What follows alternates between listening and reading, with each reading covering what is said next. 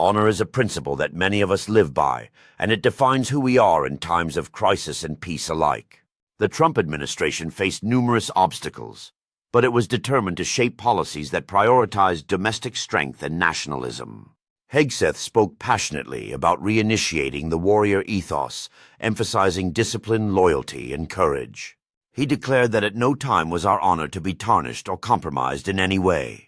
However, over time it became clear that the once steadfast alliances we cherished were fraying and weakening. No longer do we stand shoulder to shoulder with our allies as friends to the end.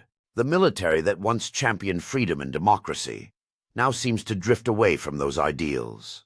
What we call democracy feels more like a pseudo-democracy, a shell hiding an authoritarian oligarchy.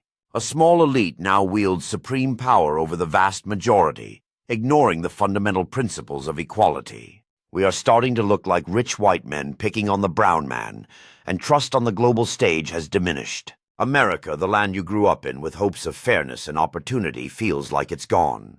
It has been replaced by a system where the voices of many are silenced or ignored. The principles of equality for all have been eroded, replaced by dominance and control. Our global reputation suffers as we seem increasingly isolated and untrusted.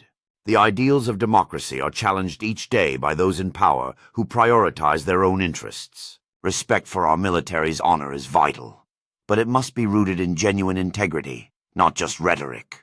There is a growing sense that our soldiers are no longer fighting for the freedoms they once defended.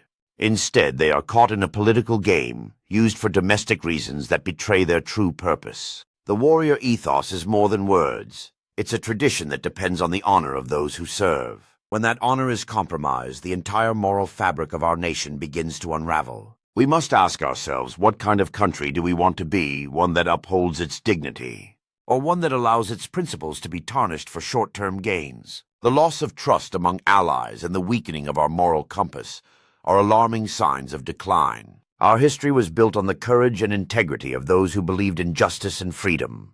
Now that legacy is under threat, overshadowed by divisions and a hunger for power. It's time to reflect on the meaning of honor and to restore it with genuine action and humility. Only then can we hope to reclaim the respect and trust that once defined us as a nation. The future depends on whether we choose to uphold the true values that have always made America great. Honor might be the guiding light that leads us back to a place of unity and integrity.